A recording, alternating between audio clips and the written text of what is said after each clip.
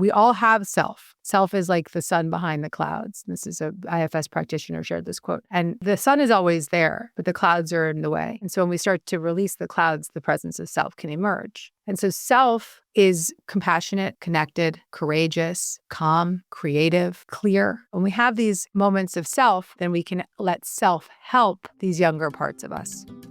Do you ever feel stuck in patterns that hold you back, like self-doubt, stress, or repeating cycles that you just can't seem to break, no matter how hard you try?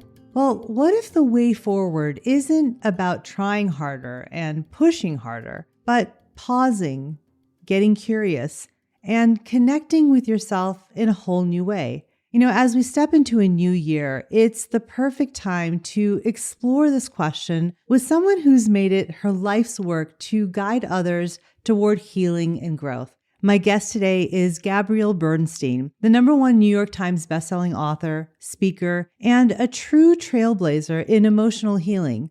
In her upcoming book, Self-Help, which is out next week, Gabby introduces us to internal family systems, or IFS therapy, a powerful framework for self-help that helps us identify the different parts of ourselves that hold pain and protection, and then work with them to create real healing through curiosity and compassion. It's the perfect framework for creating real transformation as we head into a fresh new year.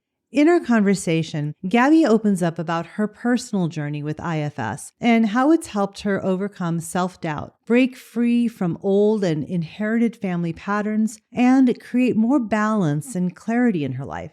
We even share a real-time example from just before we started recording this episode, where Gabby used the IFS framework to navigate her emotions. You'll hear about her 4-step process for connecting with your emotions, healing generational trauma, and transforming how you care for yourself. Plus, we'll explore how emotional healing goes beyond just feeling better. It can also enhance your physical health and your longevity. So, if you've ever felt overwhelmed by negative emotions or been stuck in cycles of stress or self-criticism, and you're ready to leave those old patterns behind and step into the new year with clarity and confidence, this episode will give you the tools to reconnect with yourself in a compassionate way and create meaningful change in your life. I'm so excited to share this conversation with Gabby Bernstein. I'm Dr. Avanti, and this is The Healing Catalyst.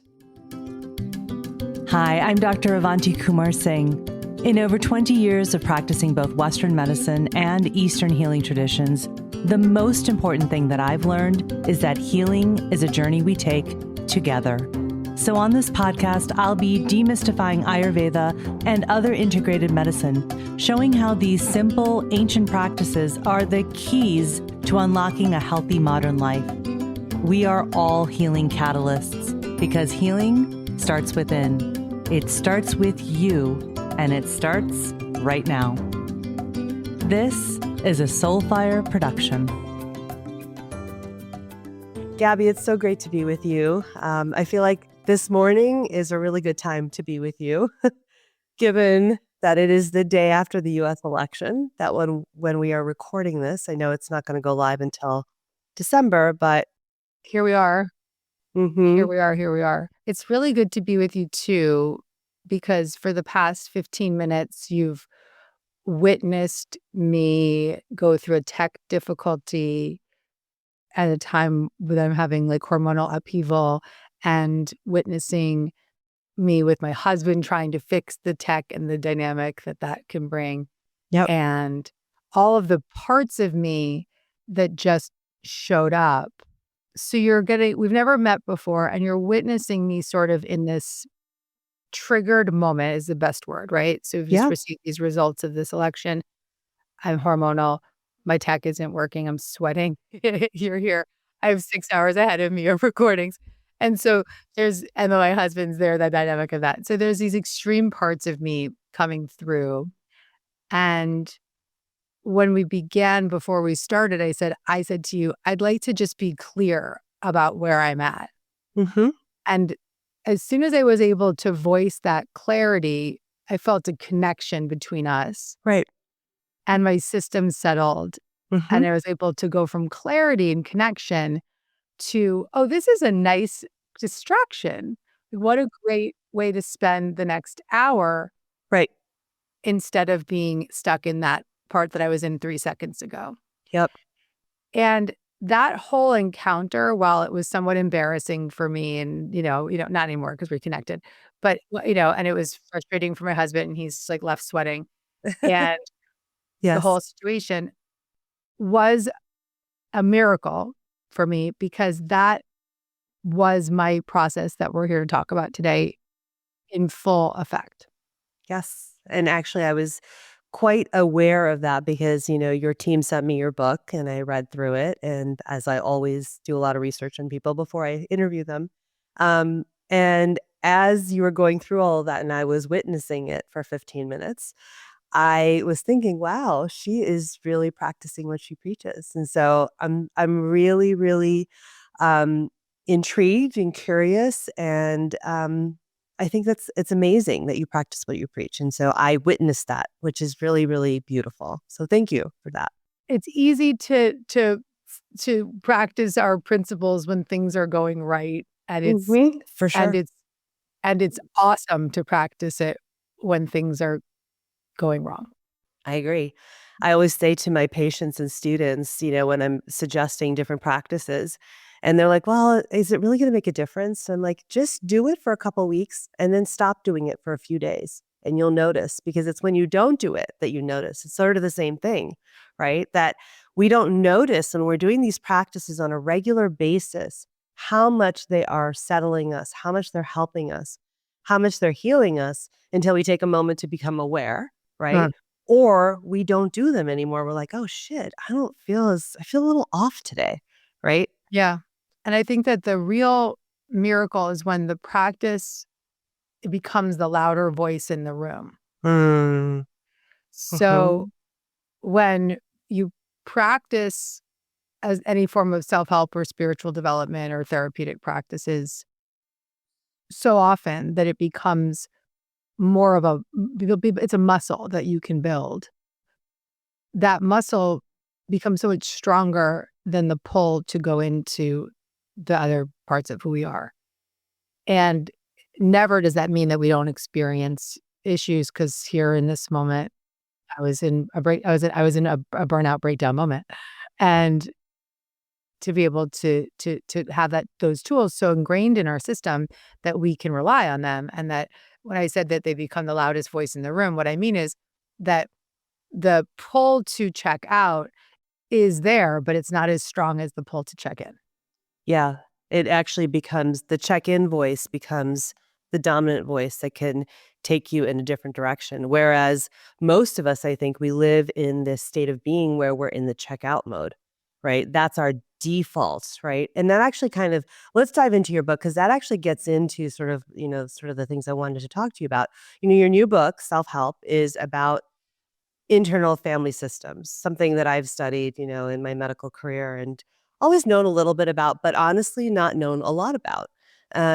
But when I was reading your book, I was thinking a lot about IFS, generational trauma, epigenetics, longevity, lots of things that have been in my mind because I have a new book coming out in December also, the longevity formula. And I was just thinking about the connection. So before we dive into all of that, let's talk about what IFS is. For anybody who's listening who may not know, could you just give us a little bit on what exactly internal family systems therapy is? I'll start by saying that IFS therapy is the therapy that really tipped the scale for me because I've been in therapy for 2 decades or more. I've had all kinds of spiritual development, sober 19 years, lots of different spiritual paths that I have embarked on, and also my own spiritual path of just what I've chosen for myself. And so I have a lot of faith, I have a lot of foundation.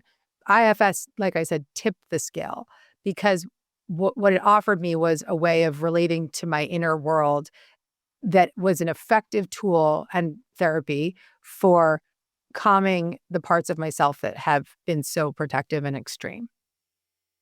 I right before we got on this call was just on a call with my very close friend and mentor, the founder of IFS. His name is Dr. Richard Schwartz, who you know.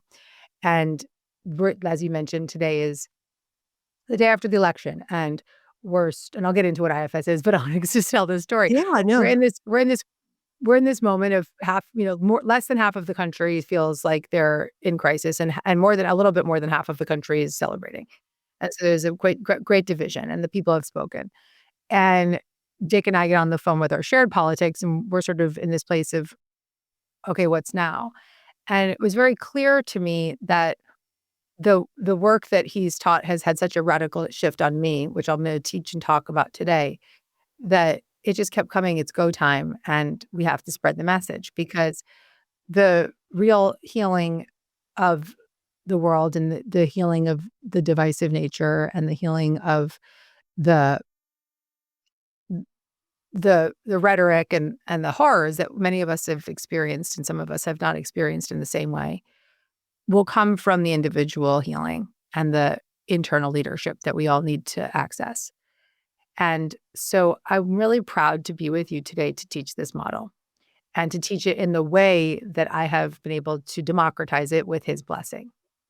So for your audience, internal family systems therapy has nothing to do with your external family. It has to do with an inner family of little children that live inside of us. And just like, I'll use my example from before. So I get on with you, your beautiful face is on the screen.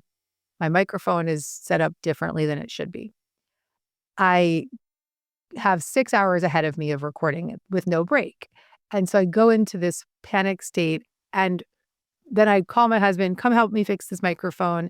And I'm freaking out about the microphone. And prior to you being here, I'm freaking out about the global situations. And I'm also freaking out about this other thing that didn't come through that was supposed to make it easier for me.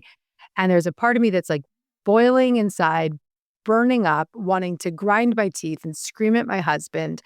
And what's that part of me? I'm very familiar with that part of me.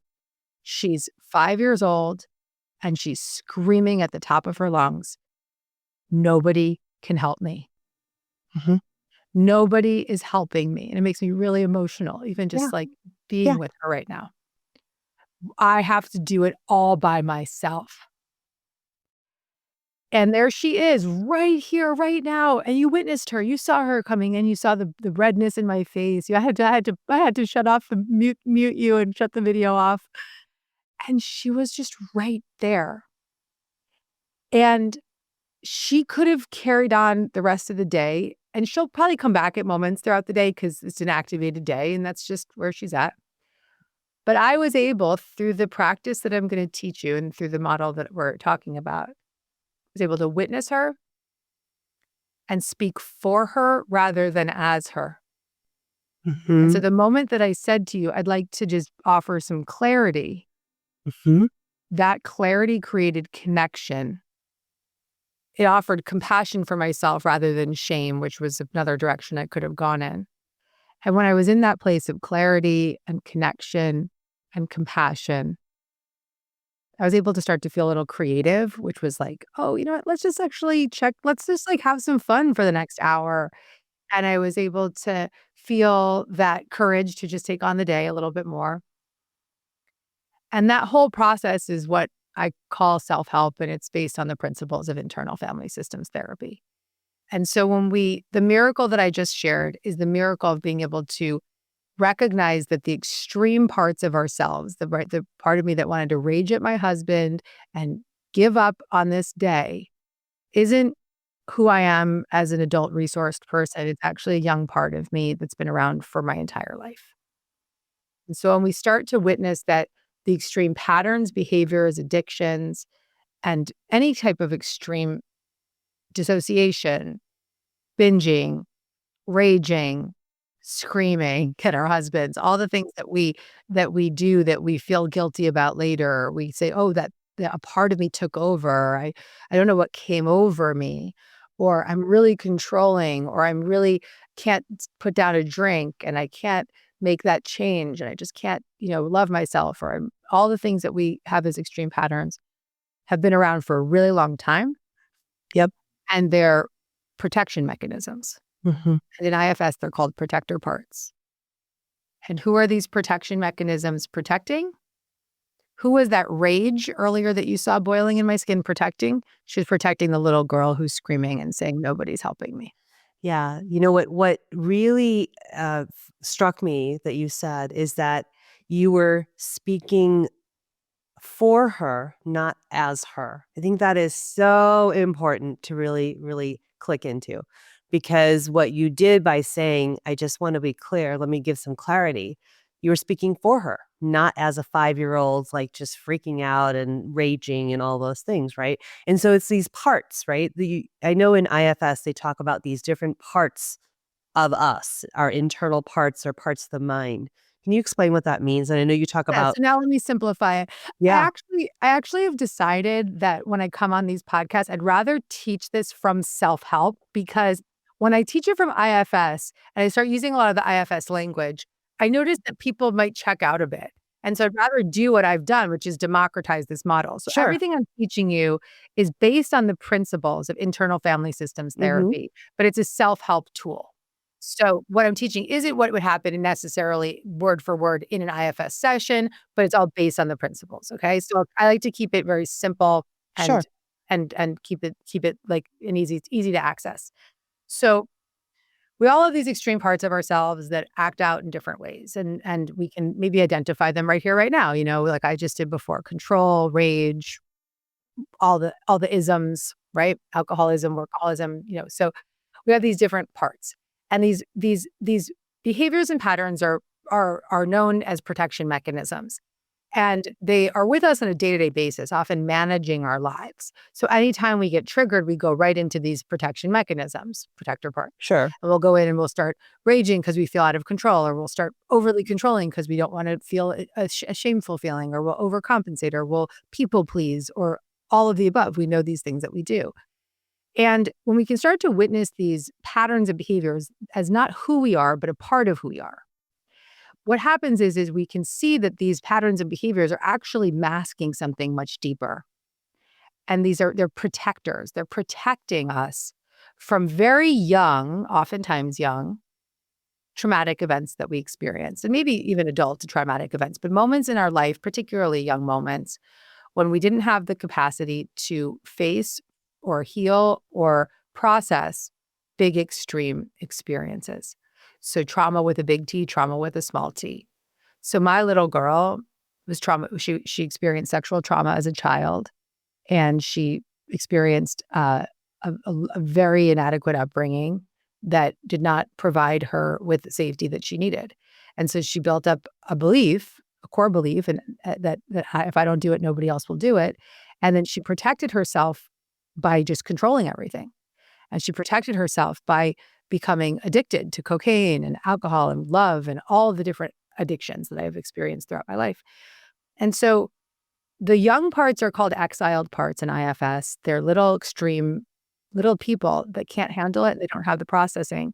And so instead of having somebody pull them aside and say, I'm going to support you and process you through this, we just, as little people, build up protection mechanisms. And we think, okay, well, I was bullied, so now I have to be the bully, or I feel inadequate, so now I have to be perfectionist, or I was sexually abused, and now I'm going to binge over that. And we do all these things to protect ourselves from ever having to feel or face the impermissible experience from our childhood exiled moments. So there's protectors and there's exiles. And so what happens is we live in this world where we're just constantly going from protector to protector to protector, because these exiled little children are still inside of us. They didn't have the healing or the resurrection that they need, or the support to feel soothed and safe. And so they're just constantly being pushed down, shut down by the protection mechanisms. So anyone listening is like, oh, okay, wow, yeah, maybe I do binge when I get upset, or I do act out in this way, or maybe I'm always all day long blended with this protection mechanism of control, or I'm all day long, or at these extreme moments in my life, I go there. Or today, as we face into the truth of our political views being sort of not where we wanted them to be in our experience, activated. Yep. So the beauty of this practice is that we all have self with a capital S. And self is an ever-present energy that's inside of all of us. And self maybe you might have called self God, or universal energy, or Buddha nature, or spiritual essence, or love within you. And self is almost like an inner parent. And it's an adult, resourced, undamaged energy inside of us. And we all have self. And there's a beautiful quote that I share in the book of self is like the sun behind the clouds. This is a IFS practitioner shared this quote. And the sun is always there, but the clouds are in the way. And so when we start to release the clouds, the presence of self can emerge. And so self is compassionate, connected, courageous, calm, creative, clear, like I was with you, clarity. When we have these moments of self, then we can let self help these younger parts of us. So what I'm going to present everybody with today is a 4-step process of bringing the qualities of self, curiosity, compassion, and connection to the younger protection mechanisms.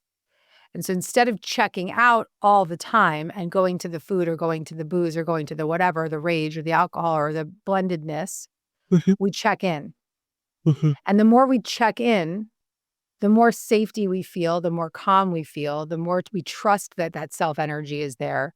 And then the more second nature that becomes. And then you're in a moment where you're freaking out and you're with a stranger that you really admire and you can check in automatically and offer clarity and you can come back to peace and you can actually have a really good conversation. So before you go into the 4-step process, I just want to ask one question about the self sort of being almost this parental energy to help with all these little parts of us, right? And I think what's really interesting is that the protection mechanisms that those little parts of us, it's frozen in time from when we were 5 or 10 or 12 or whatever, right? Our protective mechanisms were all that we knew. So it's not to feel bad that that's where you go, because that's all you knew as a young child, right? Your brain has only developed so much. And so the protective mechanisms we know as a 5-year-old, as a 10-year-old are to scream or to hide or to binge or to act out, right? All of these coping mechanisms. Yes. And so there's no shame in that. I think what you're getting at is that what we're trying to do is to sort of say to that little person, that little part of us, it's okay. I know where you want to go. I know what you want to do, but let's try something different. Let's calm down. Let's try something else. It's actually it's even enough step further than that, right? Because if you just were to say to yourself, let's calm down, the part of you would be like, F you. Yeah, Right? exactly. So Right. that's where these steps are Right. so curated Mhm. with the model of IFS behind them, right? So I'll take you through the steps because think about it. I have a 6-year-old, and if he's freaking out and I just say, let's calm down, he's going to Yeah. be like, freak out more, right? Yeah, I was gonna bring So out what do more. I need to do? I need to know that he's willing to check in with me, to get some buy-in from him. I need to offer him some curiosity. I need to make some kind of compassionate connection. And then I need to let him experience the shift. That's the 4 steps that I'm going to take you through as you would to your own inner child, the same way I would with my own child. Okay. Great. Yeah. So right here, right now, I'll use myself again as an Yeah, example. let's use it. Yeah. It's real-time example. Mhm. The part of me that's controlling, let's call her the controller, is in the room and she's grinding her teeth and she's freaking out and she's losing it because she sees that nothing's working and it's the difficult day in the world for her. And so internally, what I would do in that moment is I actually did it. I shut off the microphone in the video and I stepped away. So I stepped away from the chaos. And the first step is to choose to check in with the part. So I'm aware, I'm activated. And you don't even need to know what part of it is. It is Right. you can feel anxious. You can just feel active, feel outraged. If you Yep. don't feel something that's good and content, you can check in, Exactly. right? Mhm. And so I'm like, I got to check in. So I step away and I choose to check in is the first step. And that choice to check in is very crucial because you don't want to just say things to yourself like calm down, right? Because it's just going to create more shame and more activation. So the choice to check in is, you know what, instead of freaking out and checking out and spending the rest of my day grinding my teeth and punching things, I'm going to check in right now. And I focus my attention inward in that first step. And I get buy-in from that part of me that I can check in. Yep. That's a huge step. People might take a while to get there. Okay. No, it's huge. It's huge. It's what I teach all the time that, living in an Ayurvedic way is all about awareness. That's right. That's the first step. Everyone will say, well, how do I do this? I'm like, Yep. become aware of the choices you're making and the choices you're not making.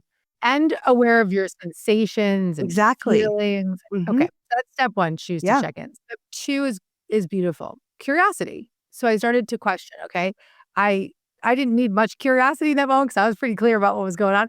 But curiosity, where do I feel that in my body? I'm clenching my jaw, my stomach is tight, my fists go like this. What are there any thoughts or feelings or sensations that are associated with this reaction, this part of me? Any images that this wants to show me, any stories. And I just become curious for a few moments, offering that curiosity. And once I get a sense of the part of me, you saw me get a little emotional when I was talking about her earlier, and I have that sensation of that younger part of me. I then will offer compassionate connection to that controlling part of me. And I'll ask that part of me, what do you need? And those words enough are the way to compassionately connect. And what you might hear are things like, I need to rest, I need to speak up, I need to be seen, I need to be clear. That's what my part said. I need to be clear, right? I need to dance. Sometimes they want to just like relax and be fun. I need to be free. And then I do the fourth step, which is to check for those C qualities of self. Okay, has self come through? Yes, I feel more clear. I could use that word. I feel compassion towards myself. I felt calmer after the check-in. I felt creative, like that started to come through. They started to speak for that part. And so you check for these C qualities. And even if you have just a glimmer of one of those C qualities, it's worked. Mm-hmm. And then, my friend, you rinse and repeat, Mm-hmm. rinse and repeat, rinse and repeat. And so what if when you're becoming curious, you don't know the answer to the question that you're asking yourself? Like you don't know how to check in or you don't know what to do. What do you do then? I would suggest people start this four-step process with a part of them that's somewhat extreme, but not so extreme, right? So we're not working with those little exiled parts. We're just working with the parts that are managing our day-to-day life. We're Okay. not even going to the addictive parts. We're just going to like the controlling part or the people pleaser or Mm-hmm. maybe the part that dissociates and watches YouTube. And whenever you notice anxiety is a great part to check in with because we are often aware of our anxiety, Yep. right? Or fear.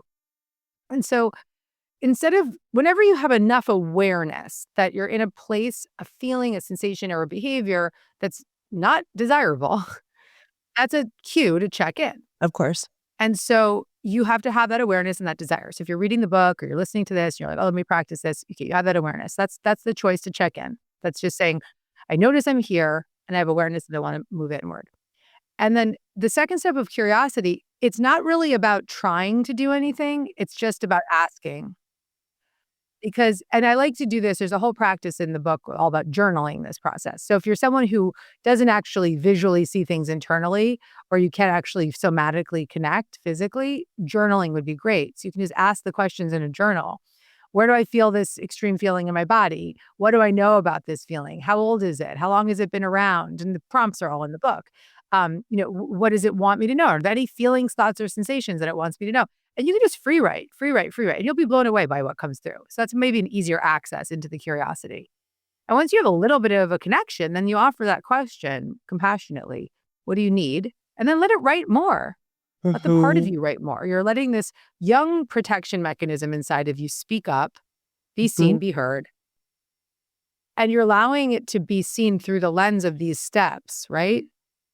The curiosity and the connection and the compassion, which are all self-like qualities. And if that part does feel like it's been able to release the truth and the clarity and the connection, and it feels that compassion, then self will emerge naturally. And you'll start to feel this presence just expanding inside that says, it's okay, we're safe,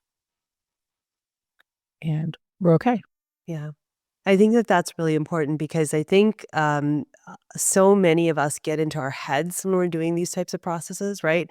And so we might be writing and saying, what do we need? And our first reaction might be to go to behaviors that we've done in the past, right? Oh, well, I'm just going to go eat a tub of ice cream. I'm going to go watch TV. I'm going to zone out, right? But I think what you're saying is so important because checking in again and saying, how does that actually feel? That what do I need? The answer I'm giving, is it making me feel better? Is it making me feel like I have a shift? Right? Because it could be so easy to just go right back into that same pattern of like, oh, I've checked in now and I'm, writing all this stuff. And okay, what do I need as ice cream? Well, you know what? We might do that, and that's okay because it's not about this is a really compassionate process. It's an IFS, what's nice about IFS is that it's, completely non-pathologizing. Mm-hmm. So, it's just seeing that we're just trying to protect ourselves, and these protector parts have a very important role, and they've done a lot of listen, my controlling part has written 10 books in 14 years, and she's done a lot of beautiful work in the world. And so I'm working with her every day to help her become less extreme, to not shut her down, to not stop her, to not force her into another role, but to connect to her regularly through curiosity and compassion and connection regularly, multiple times a day, to help her feel safer inside so that she has more and more of that presence of self.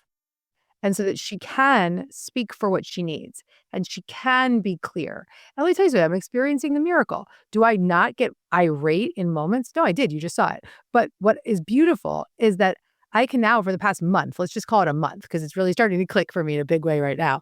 Mm-hmm. I can go to my team and I can say really difficult things like, I need more help. I need you guys to show up in different ways. Mm-hmm. And I can be really clear. This isn't how I want to work anymore. And I can be really clear without being a bitch. That's the miracle. Yeah. What's coming up for me as you're saying this is sort of a process that I've been through. I went through a breast cancer journey a year ago, 2023. It came out of nowhere. And, this past year I've been in remission and just sort of getting my strength back, God jumping bless. back into God bless. work.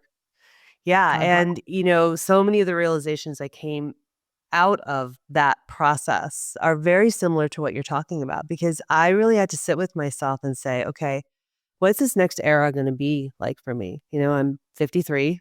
I had just turned 50 at the time. And um, I was sort of like, okay, where's my life going now? I've launched both my kids off into the world. I'm an empty nester.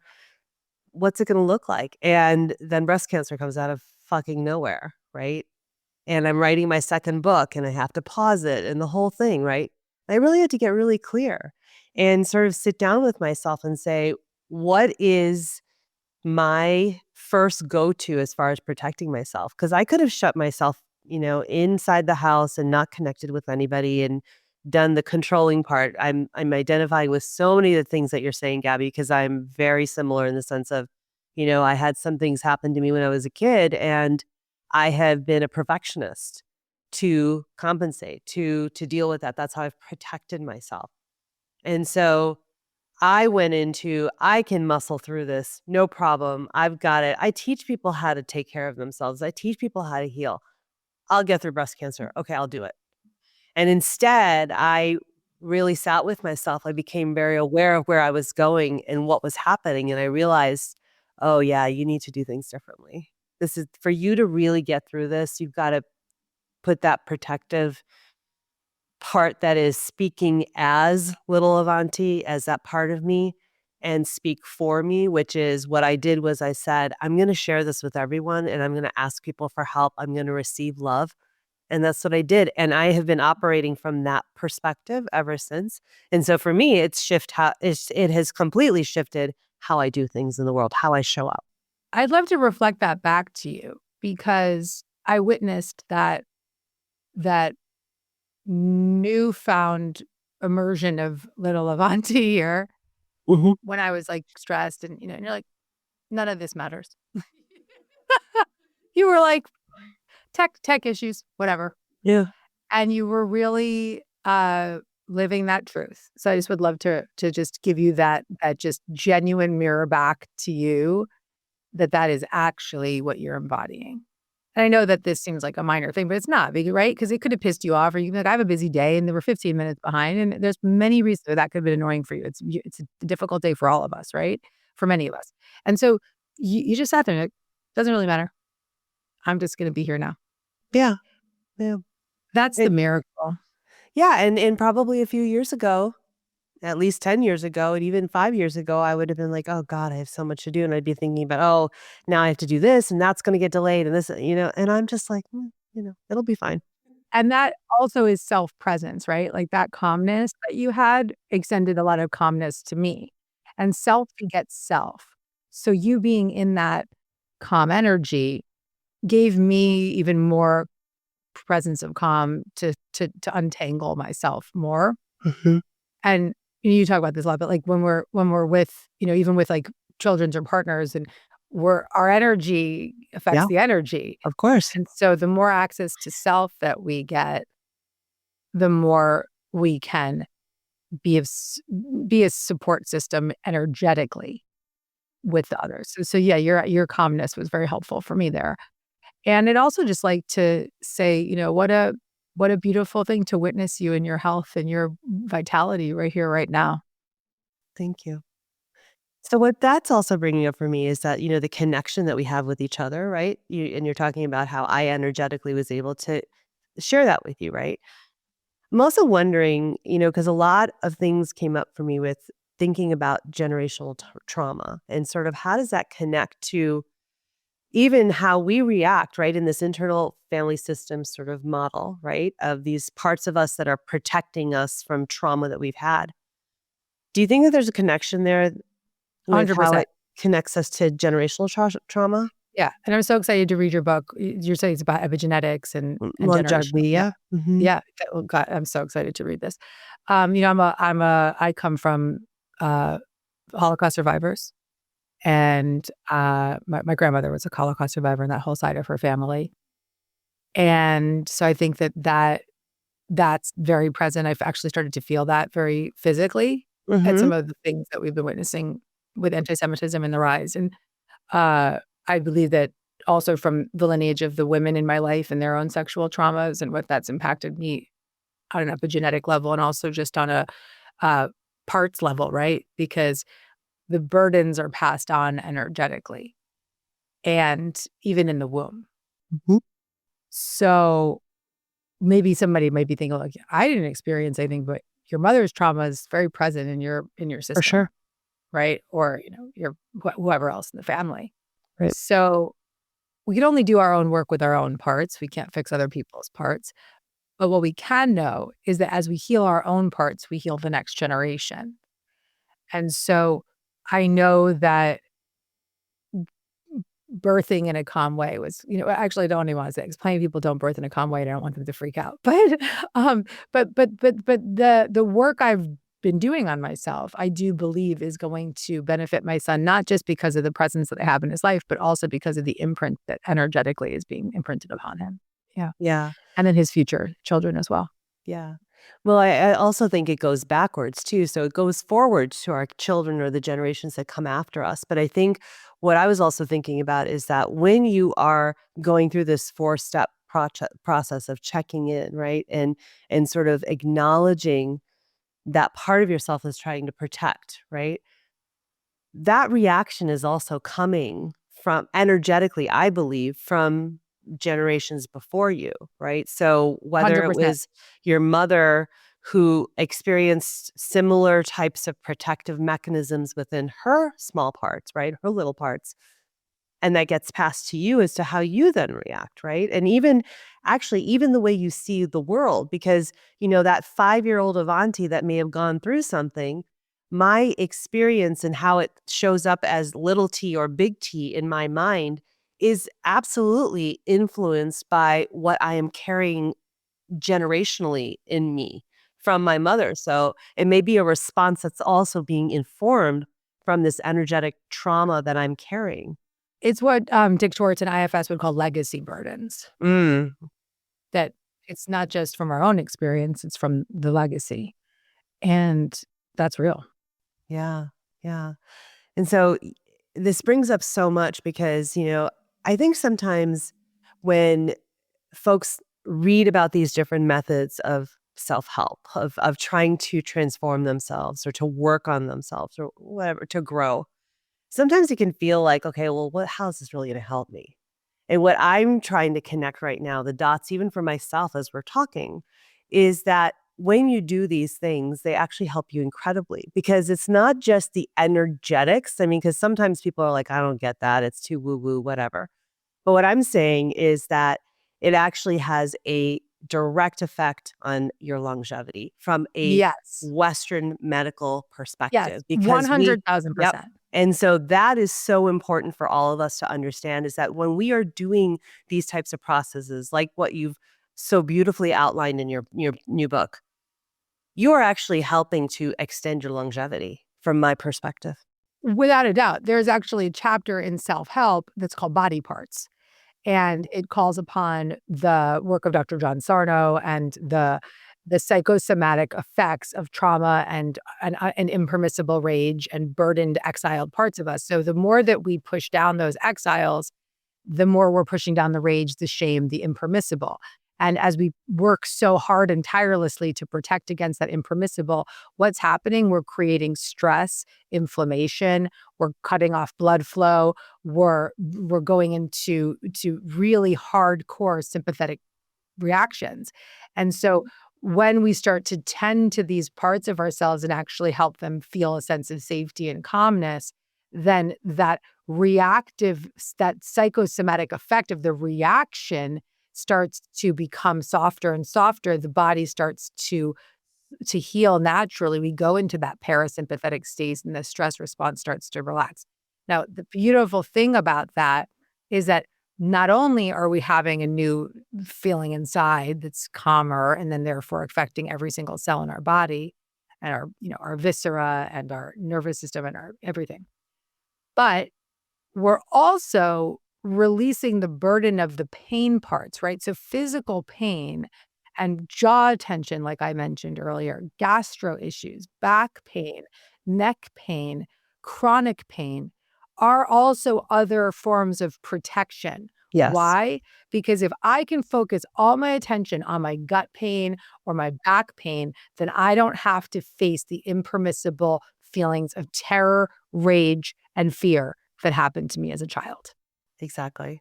And that's, I mean, so that is completely the work of John Sarno. I mean, I've studied his work and actually even applied it to myself in many ways. And it is, and John Sarno was an MD back in the 70s who was doing this work, and he was sort of like thought of as nuts for doing Radical. this. Yeah, as radical, but it's absolutely true. And I think, the next piece of what you're saying is it's not just the physical pain, but what you're also doing is you're literally affecting your epigenetics, which is epi on top of your genetics, and you're turning on and off the genes, right? And so when we end up with these chronic, issues or a diagnosis of cancer, here I am, hello, it's me, right? I have to think about what was the epigenetic piece there, because I actually don't have any genetics for breast cancer. So Right. what turned on that caused this to happen?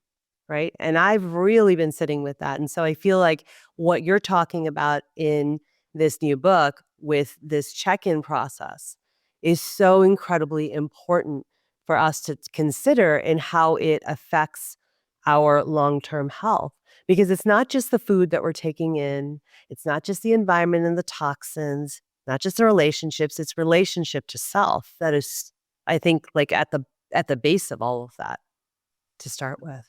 That's right. That's Yeah. right. Yeah. So I feel like this is a really good place for us to sort of end our time together. We could keep talking, but you have 6 more interviews to do today. So Well, I feel really grateful to you. One, because I've admired you from afar for quite some time. And I'm just grateful that this is our first connection, and I hope we have many more. we will. And I'm grateful to you because it's really a gift to be in the presence of someone else's self energy, and you have so much access to it. And I needed that today. And so I just Mm. want to express a lot of gratitude for that. And that you are living and walking your talk. So thank you. Thank you. I have Yeah. one last question for you. Yeah, take your time. So my new book is called The Longevity Formula. In your experience, we've talked a lot about a lot of different things here. What do you see as the essential formula for longevity where our health span equals our lifespan? I mean, it's so clear for me. Relate to the parts of yourself inside, because as long as you are pushing down and ignoring the extreme patterns, you're going to stay in a state of hypervigilance. And so it doesn't matter what you eat. You said this earlier. It doesn't matter what you eat. It doesn't matter the toxins. It doesn't matter what you breathe. It doesn't matter how many mantras you say. If you're not tending to the impermissible, if you're not tending to the burdened parts of yourself and healing from the inside out, then your longevity, you're literally going to continue to live in the burdened state. And as you build that and build that and build that, your body will be affected. And you'll also just not only live with the physical tension, but you're going to live with the mental tension. And you'll never feel truly free.